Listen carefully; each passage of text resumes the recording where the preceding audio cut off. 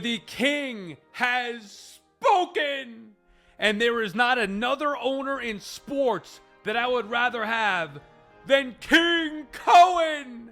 That you have an owner that comes out with the transparency that you got from King Cohen as he addressed the media the first day that the full team workout took place in Port St. Lucie.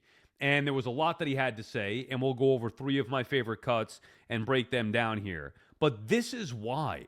I mean, I've been trying to tell people for a long time here on The Fan, on SNY, now on the YouTube podcast show, there isn't an owner I'd rather have than King Cohen. He is doing all within his power to make this team a winning ball club. Unfortunately, as he acknowledged many times over, that has not happened.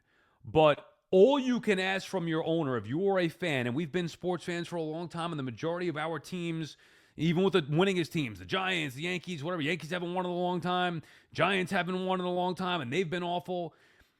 The majority of teams, all you could ask for is the owner put them in a position to go out there and legitimately compete to win a World Series every year and prioritize winning.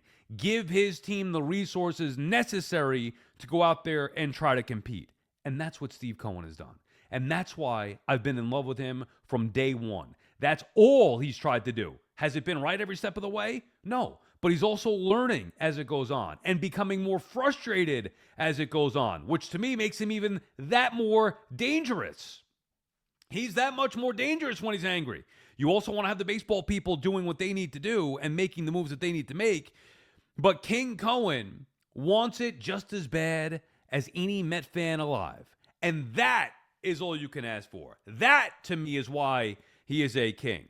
And some of the comments here on the first day of full team workouts from the king can't help but make you appreciate and love him even more. Again, the results need to follow. We know that.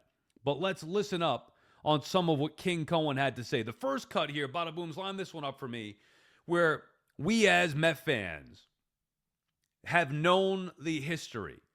40 freaking years. 40 years.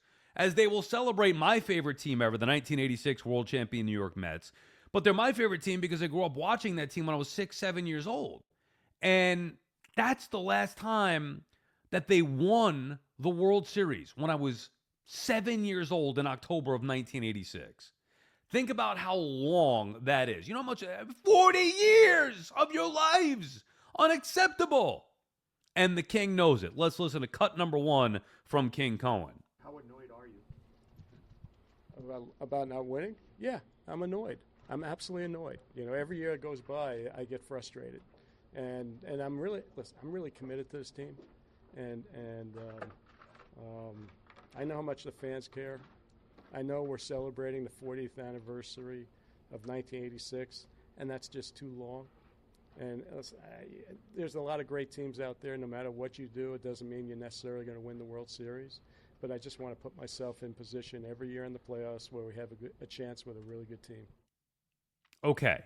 The frustration, you can hear it in his voice. He also is embarrassed by him spending a lot of money and his team still not winning and not even making the postseason to boot a year ago. Those are good things. You want the owner to care as much as you do. King Cohen cares. He's annoyed, and he's right. 40 years. Now, we've been wearing this for 40 years. He's wearing it for 5 or 6 or whatever it's been. Think about that. And now maybe he has a better understanding of it, saying this is ridiculous. It's gone on way too long. It should never happen again. And he's going to do everything in his power to make sure it doesn't, including taking a blowtorch to the core, letting David Stearns do what he has to do to build a freaking winning team. And if they go out there and need a piece at the deadline because they think it's going to be a difference-making piece, they're going to go out there and do that. That's why you have to he cares about the casinos. Oh, he cares about the... No, you're wrong. The only thing I can't argue in favor of King Cohen is the results, and that's what matters most. But that's out of his control. Everything that's within his control, he's done the right way. And it's great to hear an owner talk about the frustration that the fans have. Yeah, I'm annoyed. Every time we lose, every year that goes on, it's more annoying.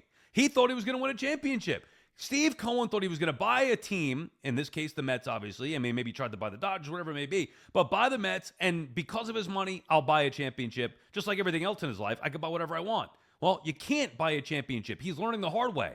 And think about it. For a guy who has everything that you could possibly want in life, there isn't anything that he can't have that he wants in life. Except this. You can't buy winning a World Series. You can try. It's not guaranteed. It doesn't go to the person or team that spends the most money.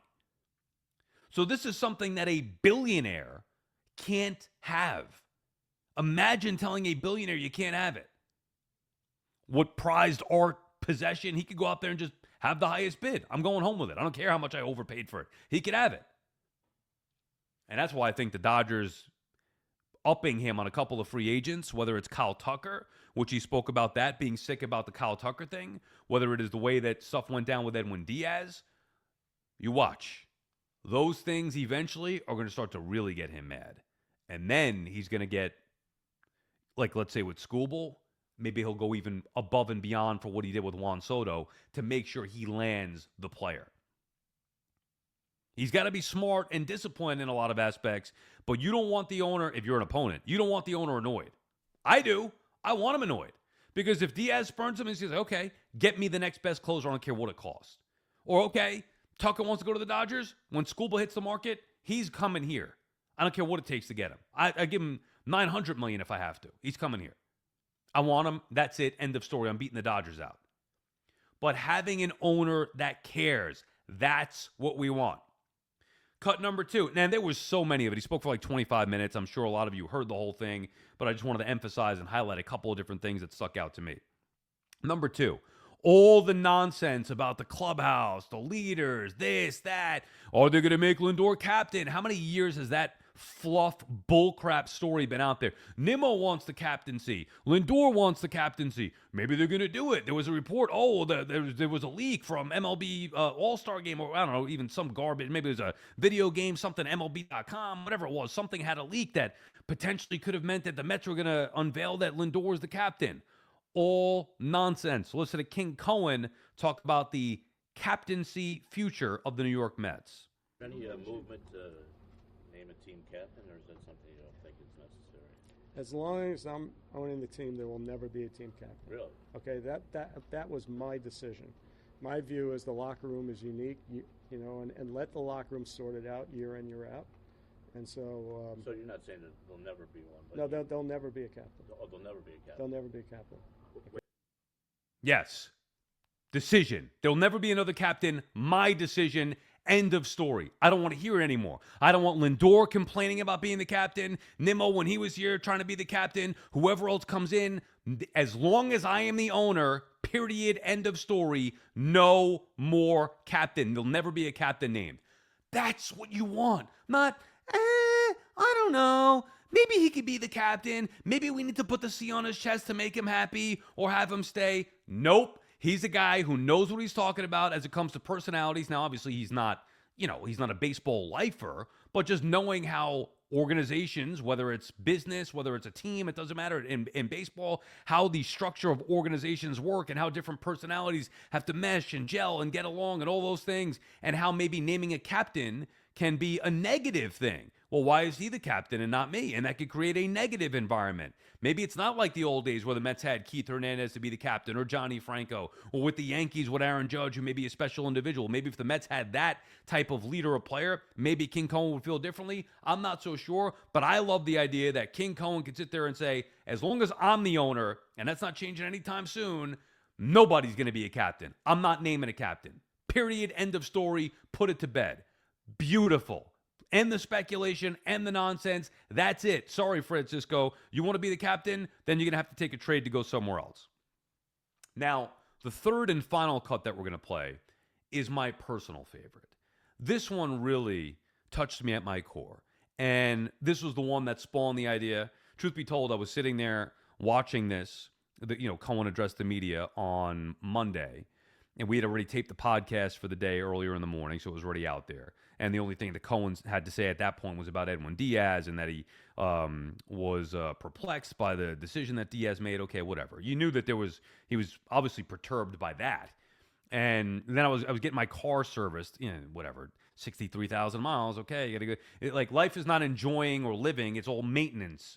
Everything is maintaining everything. Your body, your dog's body, your car, like all of it. So I'm sitting there getting my car serviced, and I see this. And when I listened to this clip, I knew that it was time to break out the King Cohen robe and crown. Go ahead, Badabooms, hit it. The cut number 3 when King Cohen showed that he's got a little punch back in him. The Dodgers had another big offseason. Do you feel they've kind of widened the gap on everybody, or how do you look at that dynamic? Well, I mean, listen, they're formidable, right? I mean, they have the ability to spend. So do I, by the way.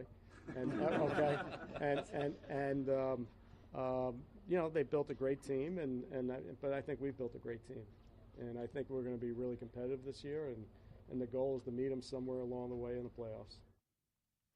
So do I, by the way. Not, well, I'm worried about the luxury tax threshold or there should be a salary cap implemented. They have the ability to spend, and so do I, by the way. That is music to Mets fans' ears. That's exactly what every fan could ever want from their owner.